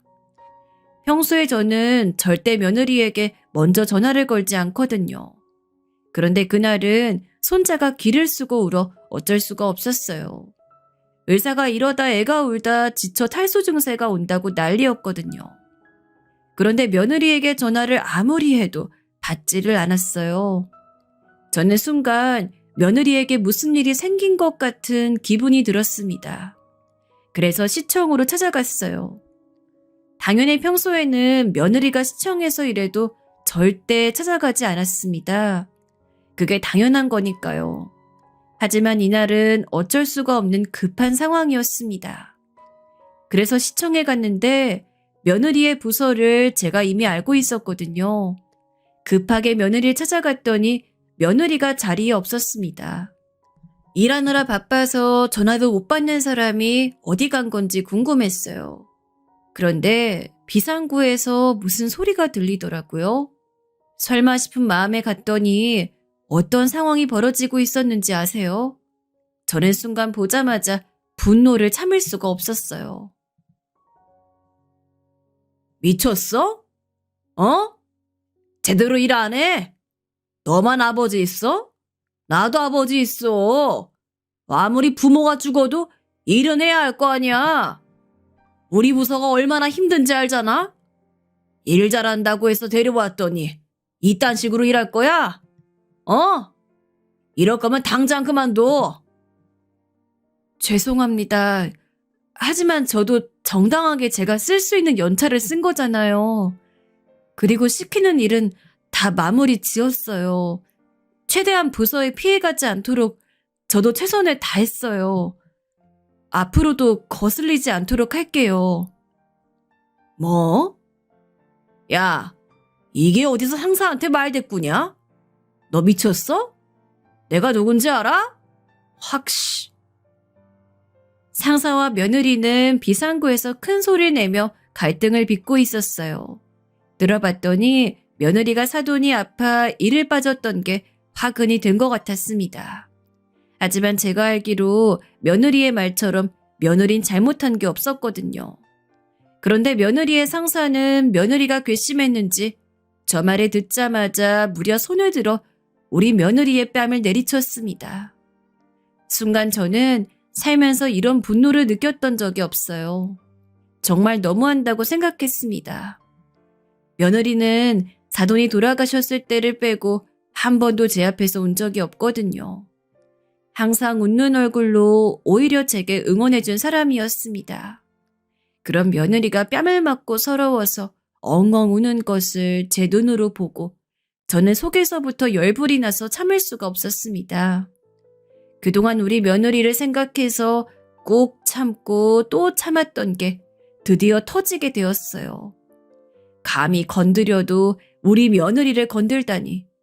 이건 있을 수 없는 일이었습니다. 너무 미친 듯이 화가 나서 시장실로 바로 쫓아갔어요. 그때는 눈에 뵈는 게 전혀 없었습니다. 무작정 시장실로 가서 문을 열었더니 시장이 아는 척을 하더라고요. 여러분, 사실 저는 우리 지역에서 알아주는 지역 유지입니다. 대대손손 가난했던 적이 없는 아주 유명한 집이에요. 그래서 딸이 그렇게 많아도 다 대학도 보내고 시집도 잘 보냈답니다. 돈 걱정이 없어 아들이 저렇게 부모를 믿고 막 나갔던 과거를 가지고 있었던 거였어요. 그러다 보니 당연히 공무원과도 밀접한 관계를 지니고 있었습니다. 하지만 며느리는 자세한 속사정은 모르고 있었어요. 제가 관공서 윗사람들과 친밀한 관계라는 것을 자세히는 몰랐죠. 아무튼 제가 문을 쾅 열자 시장은 놀란 눈으로 저를 쳐다보았습니다. 아이고, 오셨어요? 아이, 무슨 일이세요? 일단 여기 앉으세요. 커피로 드릴까요? 아유, 오랜만이세요. 요즘 바쁘셨는지 도통 안 보이시더라고요. 안 그래도 제가 연락드리려 했습니다. 연락이고 뭐고? 여기 시청은 부하 직원에게 뺨도 때리나? 시장님, 이래도 되는 건가요? 네? 아버지가 돌아가셔서 힘든 아랫사람에게 위로는 못해주고 일을 왜 빠지냐고 뺨을 때리면 그게 공무원의 도리냐고. 제가 불같이 화내자 시장은 영문을 모르겠다는 표정이었습니다. 저는 제가 본 것을 설명했어요. 우리 며느리가 비상구에서 본인 상사에게 뺨을 맞는 것을 봤다고 하자 시장은 머리를 조아리기 시작했어요. 제가 여전히 화를 주체하지 못하자 시장은 결국 시청에 있는 모든 공무원을 집합시켰습니다. 강당으로 모인 공무원들에게 시장이 앞에서 부하 직원을 때린 사람이 있으면 자진 신고하라고 했죠. 그런데 제가 뻔히 얼굴을 아는데 그 상사가 나오지 않더라고요. 순간 화를 또 참지 못하고 제가 나섰습니다. 가서 네가 우리 며느리 뺨을 때렸냐고 소리를 지르자 상사는 벌벌 떨기 시작했어요. 마침 그 부서회장이 저랑 친밀한 사람이었거든요. 저를 알아보고 역시 머리를 조아리자 상사는 급기야 눈물을 보이기 시작했습니다. 며느리도 놀란 토끼눈이 된 채로 저를 바라보았어요. 아가, 난 네가 이런 취급 당하고 일하는 거 보면 화가 나 참을 수가 없어. 너는 잘못한 게 없으니 가만히 있어. 내가 알아서 할게. 우리 며느리가 아버지가 돌아가셔 힘든데 거기다 대고 상사란 사람이 이래도 되는 거냐고요? 당신 당장 우리 며느리에게 사과하세요. 아이고, 미안합니다. 제가 도대체 무슨 짓을 했는지 모르겠어요. 죄송합니다. 정말 다시는 이런 일이 없도록 할게요. 너무 죄송합니다. 상사는 울면서 며느리 앞에서 무릎을 꿇고 빌기 시작했어요. 솔직히 저라면 그런 상사를 절대 용서하지 못할 텐데 며느리는 괜찮다고 하더라고요. 자기는 이제 괜찮으니까 다른 사람에게는 절대 그러지 말라고 말했습니다. 그런 천사 같은 며느리를 보고 주변에서도 다들 감탄했어요. 시장도 감동했는지 며느리 한참 쳐다보았습니다. 그렇게 우리 며느리를 때린 상사는 인사발령이 다른 곳으로 나서 며느리와 멀리 떨어뜨려 놨어요. 제가 가해자인 상사는 무조건 며느리와 멀리 떨어지게 해달라고 했거든요. 시장은 지역 유지인 제 말을 거역할 수 없었습니다. 제가 실제로 시청에 기부하는 돈도 어마어마했거든요. 또 지역에서 유명한 사람들과 친분도 두터웠어요. 시장이 쩔쩔매는 모습을 보고 그 상사는 며느리에게 또 사과했다고 하더라고요. 아무래도 우리 지역에서 계속 죽을 때까지 살 거면 시장이나 제게 밉보이면 안 되니까요. 그 뒤로 며느리는 지금도 여전히 잘 다니고 있답니다. 며느님 원래 성격도 좋고 일도 잘해서 사람들이 좋아했다고 하더라고요. 이 사건이 끝나고 며느리가 제게 다가와서 너무 든든하고 고마웠다고 웃으면서 말했습니다. 저는 그런 며느리를 보고 우리 아들을 사람으로 만들어주고 어머니 가는 길도 지켜주었는데 이건 당연하다고 했어요. 며느리는 본인 아버지가 돌아가시고 마음 둘 곳이 전혀 없었는데 시아버지인 저를 이제 친정아빠라고 생각하겠다 하더라고요. 그 말을 듣고 저도 눈물이 나왔습니다. 지금도 며느리와 저는 서로 너무 잘 지내고 있어요. 아들과 며느리는 금슬도 좋아서 지금 둘째도 임신한 상태랍니다. 참 우리 아들은 당구장을 접고 며느리와 공부해서 합격한 공인중개사 자격증으로 열심히 부동산 일도 하고 있어요. 매일 열심히 일하는 아들을 보고 우리 아내도 뿌듯하다고 하더라고요. 딸들은 우리 며느리를 복덩이라고 부르고 있어요. 이렇게 며느리가 시집오고 우리 집은 웃는 일이 가득해서 얼마나 좋은지 모릅니다. 아마 남은 인생도 행복하게 살 것 같아요. 여러분, 여기까지가 제가 준비한 사연입니다. 재미있게 들으셨나요? 저는 개인적으로 살면서 가장 통쾌했던 사연이랍니다. 이 사건 뒤로 며느리와 관계도 훨씬 좋아졌어요. 제 사연 들어주셔서 진심으로 감사합니다. 다들 행복하세요.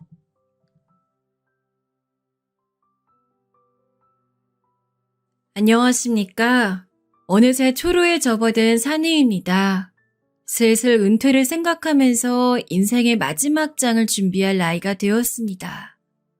누구나 그렇겠지만 인생의 마지막 후반전이야 뭐 별다를 게 있겠습니까마는 오랜 세월 잊고 지냈던 친구를요. 근래에 다시 찾게 되었습니다. 그래서 자랑삼아 우리 둘의 우정을 한번 이야기해보려고 합니다. 형만이와 민규. 어린 시절 우리는 늘 사람들에게 마치 한 세트인 것처럼 불리곤 했습니다. 오성과 한음처럼 말이죠. 어쩌다가 그 녀석과 제가 친해지게 되었는지 가끔 생각해보곤 합니다만 너무 어린 시절이라 정확히 기억은 나지 않습니다. 하지만 우리가 초등학교 1학년 때부터 단짝이었던 것만은 확실합니다. 갓 입학한 코올리개들끼리 다들 좀 서먹하기 마련이었지만 우리들은 늘 어깨동무를 하고 다녔지요. 지금도 기억이 나는군요. 하굣길에 민규네 집과 저희 집 사이에 갈림길에 설 때면 늘 서로 그날 저녁에 해야 할 일을 외치면서 헤어지곤 했죠. 무슨 만화를 꼭 보라는 둥, 어떤 숙제를 꼭 하라는 둥, 뭐 그런 이야기들을 말이죠. 학교에서 하루 종일 붙어 다니고 난 후에도 집에서마저 서로가 비슷한 경험들을 나누고 싶었던 것 같습니다. 그리고 다음 날이면 서로가 한 일에 대해서 실컷 떠들곤 했습니다. 한 번은 흘러가는 물을 보면서 대화를 나누던 기억이 나는군요. 도랑에 흐르는 물을 바라보며 멀리 강물과 합쳐져 우리의 눈이 닿지 않는 곳으로 휘돌아 나가는 물길을 바라보며 우리도 물이 되어서 저렇게 먼 곳으로 흘러갔으면 좋겠다고 이야기를 했었더랬습니다. 생각해보면 어린 시절의 호기심, 알 수 없는 먼 곳에 대한 그리움, 가보지 못한 곳에 대한 설렘 그 모든 것들을 민규와 함께 했던 것이었어요. 신기하게도 그렇게 서로 죽고 못 사는 친구였지만 서로 다른 팀이 되어 축구를 하거나 운동회에서 편이 갈라지면 또 기를 쓰고 서로 이겨야만 직성이 풀리곤 했죠. 나이가 들어서 생각해봐도 뭐라 말로 설명하기 힘든 오묘한 감정입니다만 아마 어린 시절 특유의 개구진 심보가 아니었나 생각합니다. 그렇게도 친한 민규와 저였지만 서로의 집안 형편은 많이 달랐습니다. 저희 집은 소를 제법 키우는 집이라 형편이 좀 넉넉했지만 민규는 홀어머니 슬하에서 어렵게 학교를 다니고 있었습니다. 그런 가정 형편에도 민규는 품행이 발라 장난으로라도 한 번도 엇길로 나간 적이 없었습니다. 학교에서 표창도 많이 받았죠. 많은 친구들을 집에 초대했지만 저희 어머니께선 그런 민규를 가장 좋아하셨습니다. 어쩌다 민규 이야기가 나오면 참 바른 아이인데 형편이 어려워 안타깝다며 혀를 차시곤 했어요.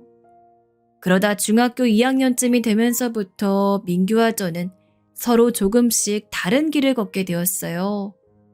전 고등학교를 준비하며 개인 교사를 두고 공부에 열심이었고 민규는 어려운 가정 형편을 돕기 위해 아르바이트를 하게 되었습니다. 민규는 시장에서 옷 장사를 하시는 어머니를 도와 같은 시장에서 일하고 있었습니다. 가끔 떡볶이나 오뎅과 같은 군것질을 하러 시장에 가면 그곳엔 열심히 일하고 있는 민규가 있었어요. 일이 바쁘지 않으면 민규를 불러 함께 음식을 먹기도 했죠. 전 민규가 시장 일을 하는 것이 아무렇지도 않았지만 다른 친구들은 그런 민규를 마주치는 것이 보기 민망하다고 하며 차츰 민규를 멀리하는 눈치였습니다. 전 그럴 때마다 무척 속상했습니다. 저에게 민규는 둘도 없는 친구였으니까요. 친구들이 왜 그런 편견을 갖는 건지 이해할 수도 없었고요. 가끔 공부를 하다 지겨울 때면 일부러 민규를 찾아가 놀곤 했어요. 홍민규가 너무 바쁠 때는 옆에서 장사를 거들어주기도 했고 시장통 굴다리를 민규와 함께 뜀박질하기도 했습니다. 뭐가 그리 재밌었는지 그 이후로 지금까지 제 아무리 좋은 것을 누리고 재밌는 일을 해봐도 그때만큼 즐거웠던 기억이 없습니다. 다시 생각해도 정말 돌아가고 싶은 그리운 시절입니다. 하지만 고등학교에 진학하면서 민규와 만나는 시간이 뜸해졌어요. 아무래도 본격적으로 공부를 해야 하니 친구가 좋다지만 더 이상 시간을 함부로 쏟을 수가 없게 되었죠. 가끔 시간을 내어 만나긴 했지만 고2가 되면서 그마저도 뜸해지게 되었어요. 전 의대를 준비하고 있었기에 책상 앞에만 있었고 마음이 조급한 나머지 누군가를 만나 논다는 게 부담스러웠습니다.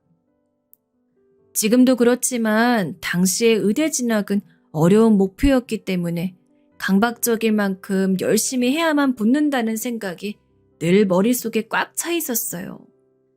마음의 여유가 전혀 없는 시기였었죠. 그러다 보니 조금씩 함께하는 시간이 줄어들게 되었습니다. 고등학교를 졸업한 후 걷는 길도 달라지게 되었어요. 전 원하던 의대에 입학하게 되었고 민규는 학교를 마치자마자 취직을 하려 했지만 그것이 여의치 않아 일용직으로 나섰지요. 그렇게 저도 대학에부터 고향을 떠나 한동안은 공부하기에 바빠 민규의 일은 까맣게 잊고 있던 차였습니다. 그러다 우연히 만난 고향 친구로부터 민규가 결혼을 했다는 소식을 듣게 되었어요. 세상에, 이렇게 무심한 친구가 있나요? 그간 민규에게 연락하지 않았던 게 아쉽고 쓸쓸해지면서 그 소식을 듣자마자 곧바로 고향으로 내려갔어요. 그런데 오랜만에 만난 민규는 많이 야위고 나이가 들어 보이더군요. 제가 미처 신경 쓰지 못한 사이 고생을 많이 한 것 같아 마음이 안 좋았습니다. 민규야, 너 참 너무하다. 결혼을 하게 됐으면 나한테 연락을 하지. 아직 식도 안 올렸는데 뭘. 그리고 우리 형만이 공부하느라 바쁜 거 내가 다 아는데 뭘 수선스레 그래. 그냥 좋은 사람 만나서 같이 잘 살고 있어. 마누란 임신 중이어서 일부러 안 데리고 왔어. 에이, 그래서야 되냐? 잠시라도 너희 집 들리자. 내려온 김에 인사는 하고 가야지. 민규는 손사래를 쳤지만 저는 꼭 사는 모습을 한번 보고 가야 되겠다고 고집을 부렸습니다. 그런데 민규네 집에 도착하고 나서야 제가 너무 눈치 없이 굴었다는 걸 깨달았습니다. 민규가 새들어 살고 있는 집의 문을 여니 사람 하나 지나가기 힘든 좁은 통로에 부엌을 겸한 수도시설이 눈에 띄었는데 그 통로와 연결된 문을 여니 벽지마다 곰팡이가 덕지덕지 피어있는 방 안에서 만삭의 재수씨가 차은한 표정으로 저를 반기더군요. 순간 가슴이 덜컥 내려앉았습니다. 눈치 없이 왜 오겠다고 해서 민규의 마음이 상했을까봐 노심초사했지요. 그래도 애써 그런 티를 내지 않으려고 노력했어요. 허나 민규네 부부는 그렇게 사는 모습이 창피했는지 내내 안절부절이었습니다. 커피라도 드릴까요? 집에 드릴 게 마땅치 않아서. 네. 아무거나 괜찮습니다. 죄송해요, 재수씨. 제가 고집 부려왔는데 불편하시죠? 너무 눈치 없이 왔네요. 아니에요. 얼른 커피 드릴게요. 잠시만요. 재수씨는 커피를 타면서도 표정이 좋지 않았습니다. 옆에 있는 민규 역시 얼굴에 그늘이 져 있었고요. 마치 제가 불청객이 된 듯하면서 정말 수만 가지 생각이 스쳐 지나갔습니다. 겉으론 아무 내색하지 않았지만 속은 타들어가고 있었지요. 어렸을 적엔 아무 격 없이 지내던 친구인데 자기 사는 처지를 부끄러워하고 있는 친구를 보니 마음이 너무나 아파왔습니다. 전 후다닥 커피를 마시곤 그 집에서 나왔습니다. 그리고 곧장 집으로 달려가 어머니께 말씀드려 돈 300만 원을 빌렸죠. 어머닌 갑자기 뜬금없이 왜 그렇게 큰 돈이 필요하냐고 물으셨지만 제가 민규를 만나고 온 것을 아셔 뭔가 짚히는 것이 있으셨던지 두 말 않고 돈을 마련해 주셨어요. 고맙습니다, 어머니.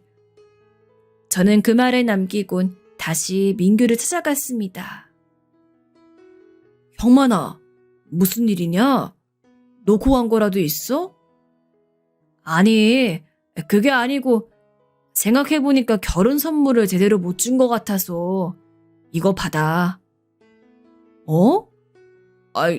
이게 뭐야? 아니, 너 이 큰 돈을 어디서... 영색의 네 결혼 선물인데 이거라도 해주고 싶었어. 더 주지 못해 미안하다. 형만아, 나 이 돈은 너무 부담스럽다. 괜찮아. 얼른 도로 가져가. 와준 것만으로도 고마워. 나중에 내 결혼식 때 돌려주면 되잖아. 받아. 내 손 무한하다. 얼른. 민규는 한사코 사양했지만 나중에 제 결혼식 때 꼭 갚으라고 하며 떠안기다시피 하니 하는 수 없이 돈을 받았습니다.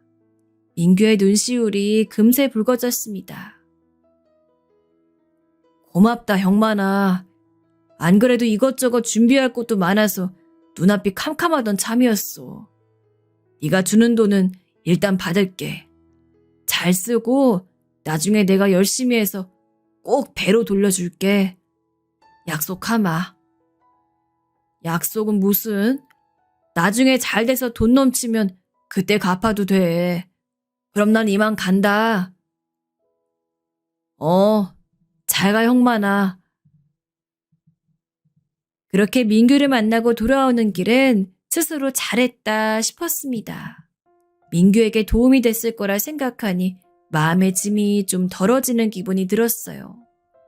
어렸을 적 함께 시간을 보내며 시간만 보낸 게 아니라 추억도 함께 나누었으니 늘 그 추억에 보답하고 싶었는데 이렇게라도 민규의 사는 형편에 도움이 되어 다행이란 생각이 들었습니다. 그 후에는 저도 정말 바쁜 시기를 보냈어요. 지금 생각해도 그 많은 공부량을 어떻게 다 소화했는지 기가 질릴 정도네요. 명절에나 가끔 집에 내려갔다 이내 바삐 올라오다 보니 민규를 자주 만나지도 못했고 그저 가끔 생각날 때마다 전화 통화나 하는 정도였지요. 그 사이에 형편이 썩 나아지진 못한 것 같지만 그래도 목소리는 늘 밝아 다행이었습니다. 민규나 저나 고생하긴 매한가지였으나 그저 젊어서 고생은 사서도 한다며 서로를 격려했습니다. 넌 잘 될 거야, 형만아. 너무 걱정하지 말고 지금처럼만 하면 돼. 고맙다, 민규야. 네가 있으니까 참 위로된다. 가끔 통화를 하는 정도였지만 이상하게도 민규의 따뜻한 말을 들으면 딱딱했던 마음이 풀어지며 위로를 받는 듯한 기분이 들었습니다. 다른 친구들과 통화를 하는 것보다 민규와 통화하는 게 훨씬 좋았지요. 그래서 힘든 일이 있거나 지칠 때면 민규에게 전화해 제 속 얘기를 허물없이 털어놓곤 했습니다. 참 공부가 쉽지 않다. 내가 너무 만만히 생각했나 봐. 다른 친구들이 힘들어하는 것 같지도 않은데 나만 뒤처지는 것 같아. 아니야. 너 지금 잘하고 있어. 내 보기엔 너만큼 똑똑하고 잘난 놈 없다. 그러니 기죽지 말고 힘내. 지금 생각해보면 아무것도 모르는 어린 시절 민규의 그런 말들 덕분에 힘든 시기들을 무사히 지날 수 있었던 것 같습니다. 시간이 한참 흘러 저는 긴 과정을 마치고 의사가 되었습니다. 그 사이에 제 배필도 만났죠. 아내에게도 민규 이야기를 자주 했습니다. 제 어린 시절을 이야기하자면 절대 빼놓을 수 없는 친구였으니까요. 아내도 우리 둘의 이야기를 재밌어하며 민규를 꼭 한번 만나보고 싶어 했는데 그 사이에 고향에 들를 때마다 민규는 항상 일에 바빠 만나보진 못했어요. 아쉬웠지만 그래도 전화로 안부를 전하곤 했으니 괜찮았습니다. 그리고 아내에게 제 결혼식 때 꼭 한번 민규를 인사시켜주기로 마음먹고 그러고 있던 차였죠. 결혼식을 준비하면서 당연히 민규에게도 청첩장을 보냈어요.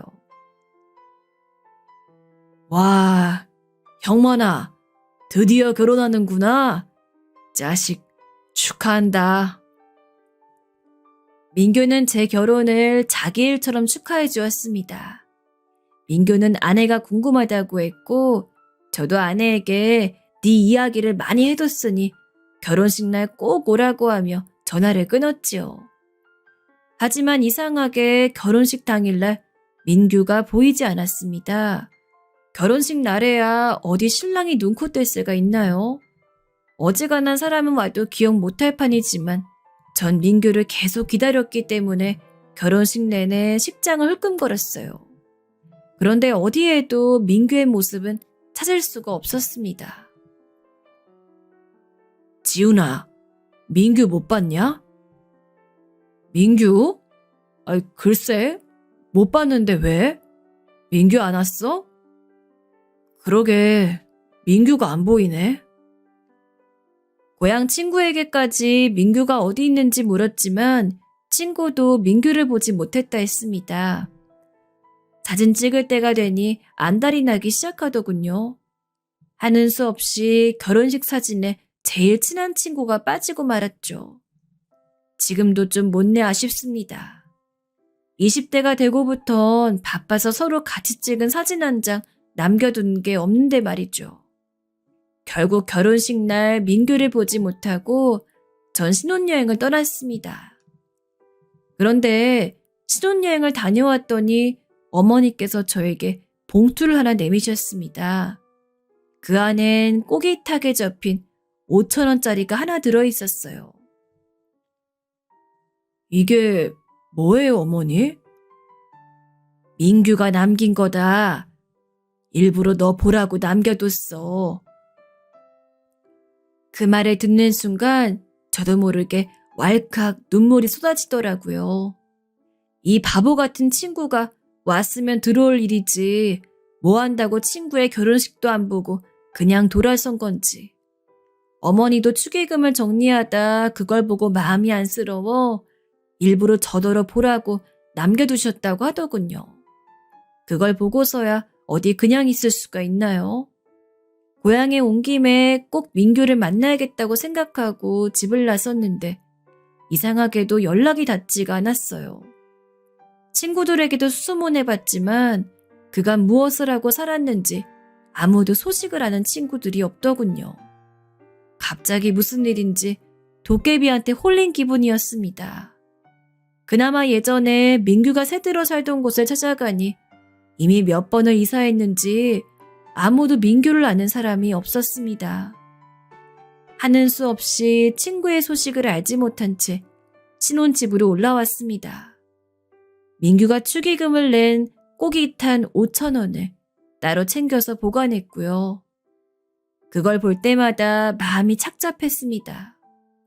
어렸을 때는 책 읽는 것도 좋아하고 공부도 곧잘하던 똑똑한 친구였는데 대체 그놈의 가난이 뭔지 친구 결혼식에 와서 당당히 자기를 드러내지도 못하는 그 심정이 오죽했을까 하는 생각도 들었고요.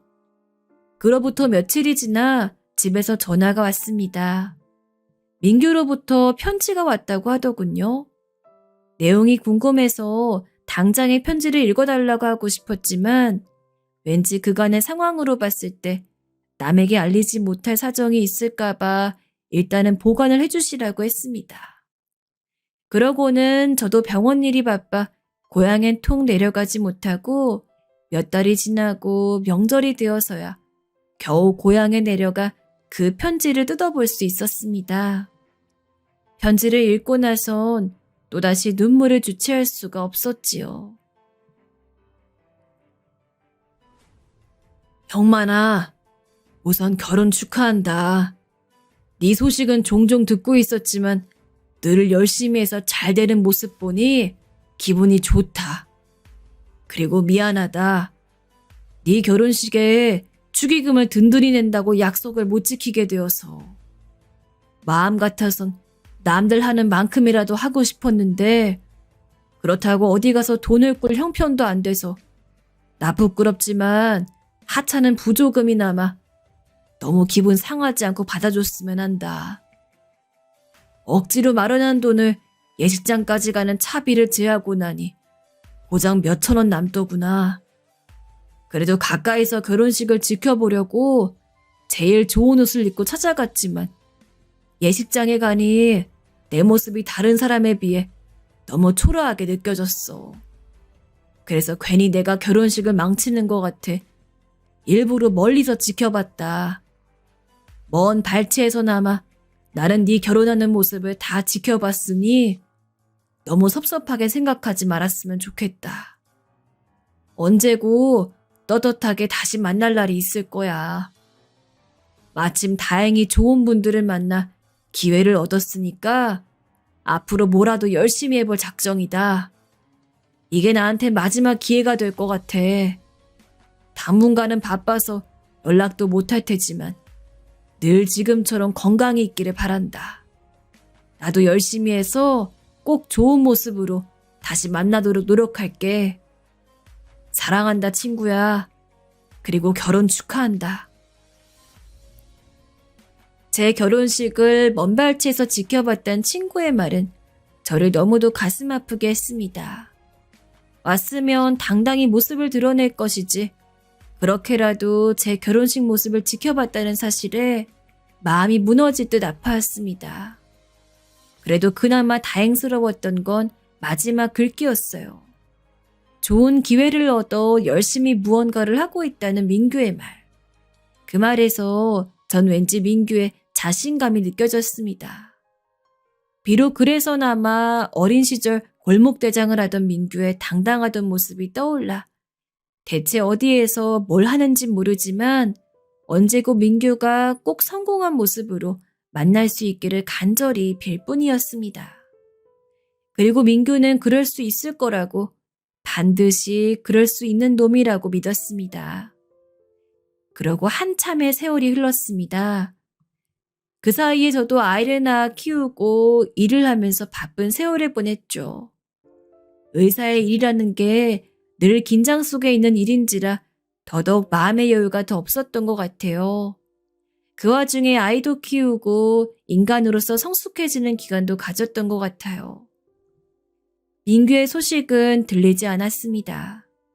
그 나이쯤에서는 정을 나누었던 친한 친구들과도 하나둘씩 멀어지기 마련이라 저도 민규를 그 정도로만 생각하게 되었어요. 친했지만 멀어져 버린 친구. 가정이 생기니 씁쓸하지만 저절로 그렇게 되어버리더군요. 다만 그때까지 연락이 없는 것으로 보아 아마 형편이 크게 나아지지 않았음을 짐작했을 뿐이었지요. 가끔 민규가 떠오르곤 했습니다. 술을 한 잔 마시거나 가만히 있다 보면 어렸을 적 민규의 모습도 생각이 나고 우리가 함께 놀던 굴다리가 떠오르기도 했어요. 그리고 마지막으로 만났던 그 고생에 찌들고 퀭한 눈이 떠올라 부디 지금은 좀 안정된 가정을 꾸리고 살길 바랬습니다. 그렇게 민규는 제 어린 시절의 추억으로만 다정했던 흑백 사진 한 장으로만 남게 되었습니다. 그러다가 중년이 된 어느 날 뜻하지 않게 민규의 소식을 듣게 되었어요. 그때가 벌써 20년 전의 일이죠. 미국에서 공부하고 한참 그곳에 살던 친구가 귀국을 하게 되어 축하 파티를 열었던 일이 있었습니다. 뜻밖에도 그 친구로부터 민규의 소식을 듣게 된 거죠. 그 친구 말에 의하면 민규가 미국으로 건너가 있다는 것이었습니다. 미국에? 아니, 민규가 왜 미국에 있어? 갑자기 그게 무슨 소리야? 나도 몇 년 전 그때 잠깐 보고 못 봤어. 친구 만나러 갔다 거기서 보고. 나도 처음에 얼마나 놀랐다고. 근데 서로 바쁘니 뭐 길게 이야기할 수가 있나. 잠깐 안부만 물었지. 듣자 하니 그곳에서 뭔 일을 하던 모양이던데? 너무 예상하지 못한 풍문에 어안이 벙벙했지만 그 친구도 특별히 아는 게 없으니 더 물어보지 못하고 답답한 노릇이었습니다. 그럼 보기엔 좀 어때 보였어? 잘 사는 것 같았어? 글쎄, 좀 힘들게 사는 것 같더라. 여전히 깡마르고 얼굴도 까무잡잡한 게 고생 꽤나 하고 사는 모양 같았어. 그제야 오래전 편지 속의 다짐이 무슨 뜻인지를 깨달을 수 있었습니다. 나름 장한 결심을 했다 싶긴 했지만 하필 뜬금없이 웬 미국인지 궁금하고 묻고 싶은 것도 많았습니다. 허나 연락을 할 수도 없고 그 이상의 소식을 알 길이 없어서 또 한동안 생각만 하다 잊어버리게 되었습니다. 그래도 민규의 소식은 자꾸 생각이 나 동창회에 나가거나 고향 친구를 만나면 민규의 소식을 물어보곤 했지만 아이들도 민규와는 연락이 닿지 않는다고 하는 통에 알 길이 없었어요. 그리고 또 오랜 세월이 흘렀습니다. 그간에 많은 사람과 만나고 헤어지면서 어느새 옛 시절의 추억도 까맣게 잊어버리고 이젠 누군가 제게 이야기를 해주어야 떠올릴 수 있을 정도가 되었죠. 그러던 중 청천벽력 같은 소식을 듣게 되었어요. 바로 제가 암이란 소식이었죠. 직업이 의사인지라 건강에 나름 신경을 쓰고 있었는데 최근 요 몇 년은 소홀해져 건강관리 별로 하지 않고 있었어요. 그런데 검사 결과 간암 초기란 얘기가 나오더군요. 동료 의사가 빨리 수술을 받고 치료하자는 말에 충격이 가실 새도 없이 얼른 수술 날짜부터 잡았습니다. 수많은 환자를 봐왔지만 막상 제가 의사로서 이런 진단을 받게 되니 환자의 심정이 더 이해가 가더군요. 참 막막하고 힘들었습니다. 물론 치료를 잘 받으면 충분히 나을 수 있는 암이었지만 재발률 높은 간암에 걸렸다 생각하니 앞이 깜깜해지는 건 어쩔 수 없었어요. 그런데 그때 문득 친구가 생각이 났습니다. 오래전에 보고 보지 못했던 친구가 잠결에 문득 떠오르더군요. 친구가 웃는 얼굴로 제게 손을 흔들고 있었는데 그 장소가 마침 시장통이었어요. 우리가 함께 어울려 놀던 시장통에서 친구는 환히 웃고 있었어요. 그 모습을 보는데 꿈결이라도 눈물이 나서 그만 펑펑 울고 말았습니다. 당신 괜찮아요? 여보, 여보! 아내가 흔들어 절 깨웠지만 전 한참을 일어나지 못하고 끄끄거렸습니다. 왜였을까요? 갑자기 어린 시절이 그리워진 건지 그때로 돌아가고 싶은 마음이 들었던 건지 알 수 없는 슬픔과 먹먹함이 저를 덮쳐오는 듯 했어요. 다행히 수술이 잘 끝나고 아내의 도움으로 회복도 되어 짧은 시간 안에 일에도 복귀할 수 있었지만 꿈속의 그 친구의 모습만큼은 잊혀지지 않고 계속 맴돌았어요. 그리고 몇 년 후에서야 꿈속에서 보았던 옛 친구를 다시 재회하게 되었습니다. 참 그러고 보면 인연이라는 게 즐기고도 기가 막힌 법입니다. 작년에 큰아들의 결혼식이 있던 때였어요. 경사를 맞아 식구들 모두가 들떠 있었죠. 마음처럼 성대하게 일을 치르긴 곤란했습니다. 그래서 꼭 필요한 최소한의 인원만으로 식을 준비했지요. 그런데 지나고 나니 그랬다 싶은 건지 아니면 그때 당시에도 심상치 않다 생각했는지 모르지만 결혼식을 하는 도중 한 백발의 신사가 눈에 띄었습니다.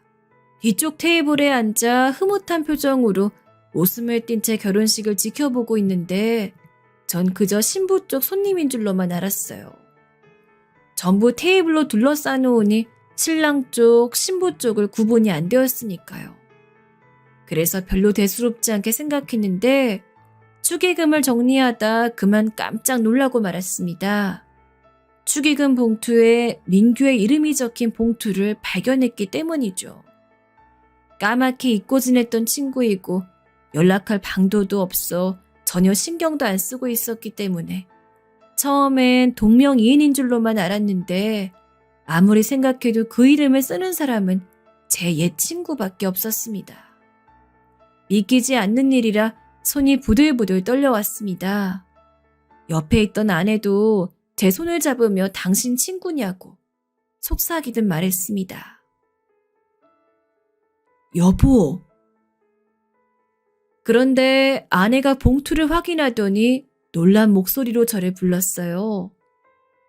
돈이. 더 놀라웠던 것은 축의금 봉투를 열었더니 1억짜리 수표가 들어있는 게 아니겠습니까? 세상에, 이게 무슨 도깨비 장난도 아니고 아낸 축의금 봉투에서 1억이 나오니 뭔가 일이 잘못된 것이라며 신고를 한다 어쩐다 야단이었죠. 봉투에는 수표만 들어있는 것이 아니라 편지가 한 장 동봉되었어요. 떨리는 손으로 편지를 펴보니 과연 봉투의 주인은 제 어린 시절 친구 민규가 맞더군요.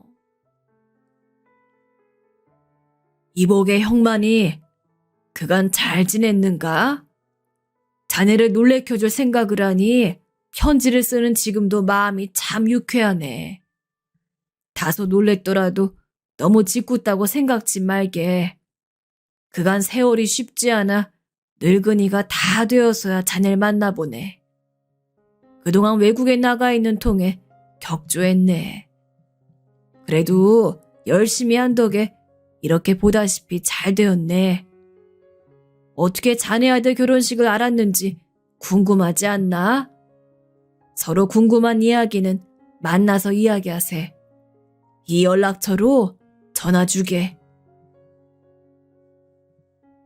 1억짜리 수표를 손에 쥐고 심장 떨리는 기분으로 편지를 읽었습니다. 그리고는 아내의 편지에 적힌 연락처로 전화를 했지요. 참 얼마 만에 듣는 목소리인지. 여보세요? 민규의 목소리 듣자마자 그만 울컥 눈물이 쏟아질 것 같았습니다. 전화로나마 그간의 이야기를 다 묻고 싶은 심정이었지만 마침 민규도 누군가를 만나던 중이라 반가운 인사 끝에 약속만 정하고 전화를 끊을 수밖에 없었습니다. 통화를 끊고 나니 그만 너털 웃음이 나오더군요. 짧은 편지와 통화였지만 어쨌거나 이 친구가 대단한 성공을 한 것은 틀림없고 왠지 어린 시절 장난기 넘치는 그 친구의 모습도 떠오르고 기분 좋은 소식에 환희에 차기도 하고 세월이 흘러 이제야 만난다는 생각에 참 마음이 복잡 미묘했습니다. 며칠 후 약속 장소에 나가보니 아니나 다를까 결혼식에서 봤던 그 백발 신사가 바로 민규더군요. 저도 모르게 민규를 끌어안고 서로 얼굴을 부볐습니다. 30년의 세월을 어찌 말로 다 할 수 있었겠습니까? 저와 민규 둘 다 눈시울이 붉어진 채 서로의 얼굴을 부비며 그리움을 마음껏 나누었습니다. 이렇게 널 여기서 만날 줄이야. 나는 상상도 못했어. 이제 널 못 보겠다 싶었는데. 그치? 나도 그랬어. 근데 자네를 잊을 수가 있나?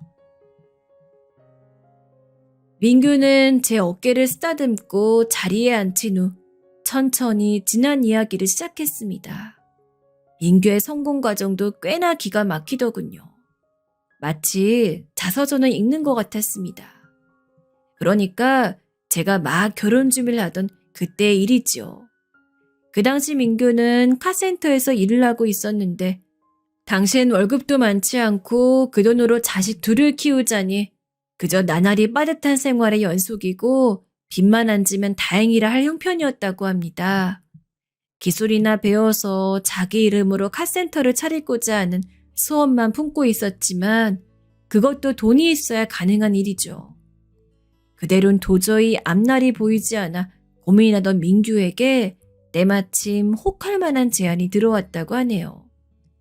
외국엔 기술자가 대우를 받으니 한국 땅에 이대로 있는 이보다 미국으로 건너가 그곳에서 일을 하자는 제안이었고 민규는 낯선 타향에서 생활할 것을 생각하니 막막했지만 이대로 답도 없는 생활을 하는 것보단 부딪혀 깨지더라도 한번 가보자는 심산으로 미국행을 준비했습니다. 솔직히 너무 막막했어. 아이도 키워야 하고 돈 들어갈 땐 투성인데 방법이 없으니까. 내가 대학을 나온 것도 아니고 가진 건 기술뿐인데 여기선 알아주질 않으니까 그래서 어떻게든 한 몸 던져보자 싶어 가족들 이끌고 다 미국으로 간 거야. 근데 거기서 고향 친구를 만났지. 민규는 미국에서 처음 터를 잡을 동안 부침이 많았다고 했습니다. 그거야 굳이 듣지 않아도 미루어 짐작할 수 있는 일이었지요. 민규는 그 시절을 회상하며 정말 지옥 같았다고 이야기했습니다. 언어도 문제였지만 외국인에 대한 차별도 상상을 초월했고 매일 밤엔 술을 먹어야 버틸 수 있었다고요. 하지만 이왕 여기까지 온 거 포기할 수가 없어 버텼다고 했습니다. 고향 친구와 마주친 것도 그 즈음의 일이었다고 합니다. 꾀재재한 옷차림으로 만난 게 부끄러워 집에 돌아가는 내내 울었지만 민규는 아무리 힘들어도 이젠 돌아갈 집도 없다고 생각하며 이를 악물고 일만 했다고 합니다. 오기와 도끼, 그거로만 살았는데 그게 나한텐 좋은 점으로 작용했어. 현지 사람들한테 인정을 받고 나선 차츰 좋은 기회를 얻었어. 마침내 내 카센터까지 열 수 있게 되었지. 그간 한국에 있던 촌놈 의사로선 카센터로 어떻게 성공을 했다는 것인지 차마 짐작도 할 수 없는 일이었지만 민규는 카센터로 어마어마한 성공을 거두었고 많은 금액을 벌었다고 했습니다. 성공을 하고 가정도 안정적으로 꾸릴 수 있게 되니 그때만큼 행복했을 때가 없었다고 했어요. 이제야 사는 기분이 들었다고요. 한국에서의 그 막막했던 삶을 떠올리면 이제야 고생 끝에 낙을 얻은 것 같아 하루하루가 너무나 행복했다 합니다. 하지만 그러던 어느 날 민규는 또다시 지옥 속으로 들어가야 했다 합니다. 믿을 수가 없었지. 처음에는 내 아들이 죽었다는 게 아들의 시신을 보고서도 믿을 수가 없어 한참을 어루만졌네. 바로 애지중지 길렀던 아들이 바로 교통사고로 죽고 만 것이었습니다. 나중에 아들에게 카센터를 물러주려 했어. 그래서 아들도 열심히 일했고 그런 아들이 하루 만에 세상을 등지게 된 거야. 민규는 그때를 생각하는지 다시 눈시울이 붉어졌습니다. 그리고 제 앞에서 손수건을 들어 눈물을 몇 번 훔쳤습니다. 저 역시 눈물을 훔치며 민규의 이야기를 들었어요. 제가 감히 상상도 못한 슬픔과 상실을 겪어낸 친구 앞에서 무슨 말을 할 수가 없었어요. 그때 처음으로 다 놓고 싶었네. 성공도 미국도. 아마 아내가 아니었다면 나도 세상을 등졌을 거야. 민규는 남은 사람이라도 살자고 하는 아내 덕분에 하루하루를 살았다고 했습니다. 술과 약이 있어야 잠에 들 수 있었지만 그래도 그렇게 2년, 3년 살다 보니 사라졌다고 했어요. 그 후 아내와 단둘이 카센터를 운영하면서 열심히 살다 나이를 먹고 나선 한국에 돌아오자는 말이 나왔다 했습니다. 아내도 한국이 그립다고 했고 자기 역시 마지막은 한국에서 묻히고 싶었다고요. 나이도 제법 들고 노년을 고향에서 편하게 보내고 싶었어. 자네도 알다시피 고향이 나한테도 형만이 자네한테도 가장 소중한 곳이지 않나? 저는 민규의 말을 들으며 고개를 끄덕였습니다. 맞죠. 고향은 민규에게나 저에게나 가장 소중하고 애틋한 곳이었습니다. 가장 순수한 마음으로 뛰놀던 곳. 아무 걱정 없이 아무 슬픔 없이 서로를 향해 웃을 수 있었던 곳이었어요. 그리고 그곳엔 친구가 있었지요.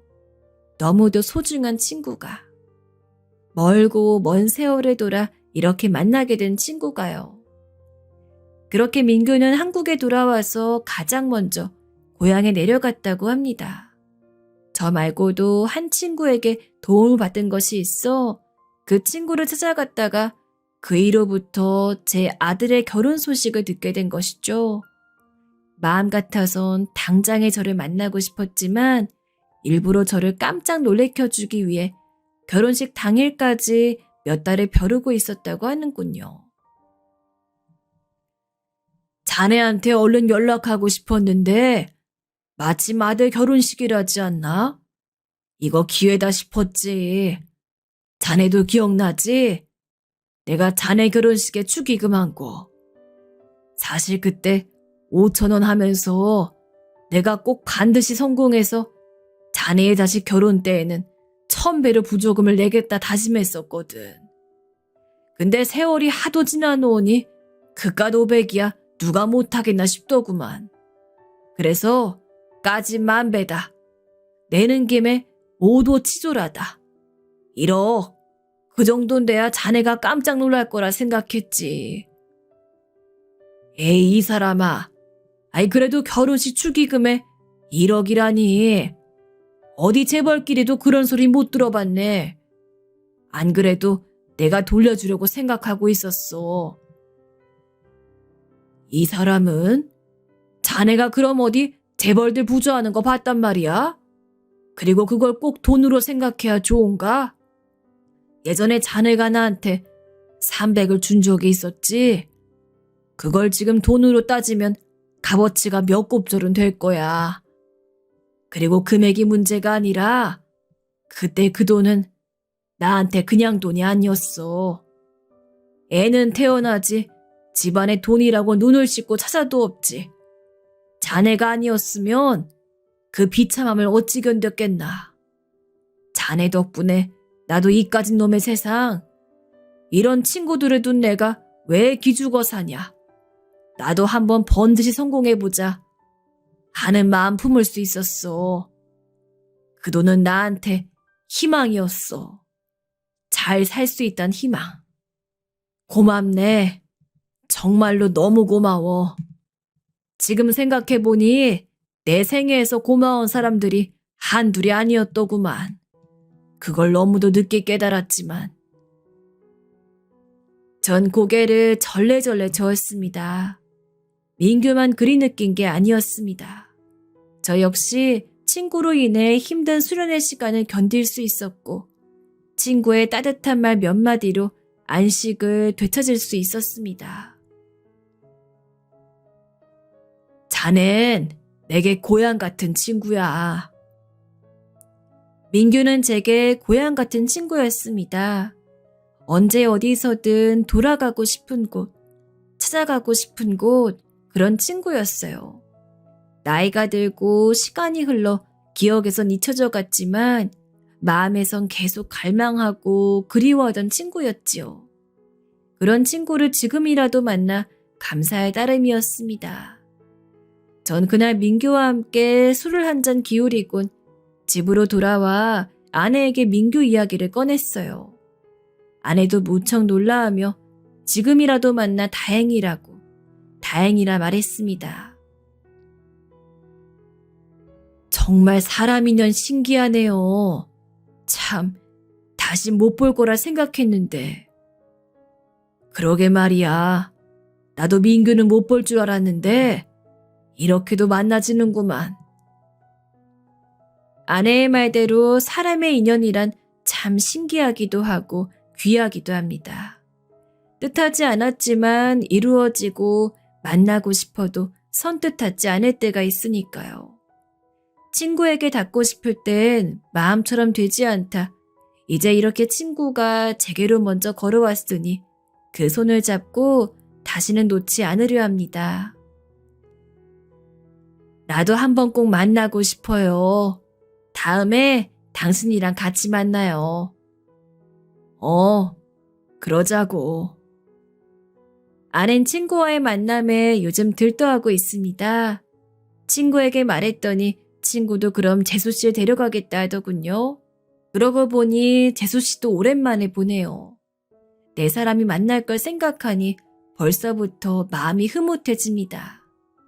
또 그렇지 않아도 저도 수년 내로 은퇴를 마음먹고 있었는데 함께 노년을 보낼 친구가 생겨 얼마나 마음이 든든한지 몰라요.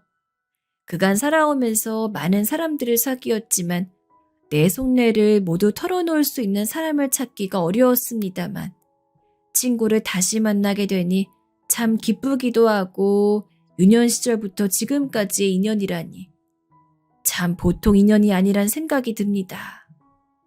어린 시절 친구와 함께 나중에 커서도 꼭 이웃에 살자고 입버릇처럼 말하곤 했는데 이제야 그 약속이 실현되려나 봅니다. 그리고 축의금은 친구의 말에 일단은 고맙게 받겠다고 말하곤 받았지만 그 돈을 좋은 곳에 쓰려고 마음먹었습니다. 아직 사용처는 정하지 못했지만 고향에 기부를 할까 합니다. 민규도 그걸 제일 좋아할까 싶지 않네요. 오늘 이 늙은이의 이야기는 여기까지입니다. 쓰면서도 저 젊은 날의 회상을 하는 듯 싶어 가슴이 먹먹하기도 하고 옛날 생각이 많이 나 참 뭉클했습니다. 나이가 드니 눈물도 많아지나 봅니다. 어쨌든 제게 소중한 친구 이야기를 이렇게라도 전할 수 있어 좋았어요.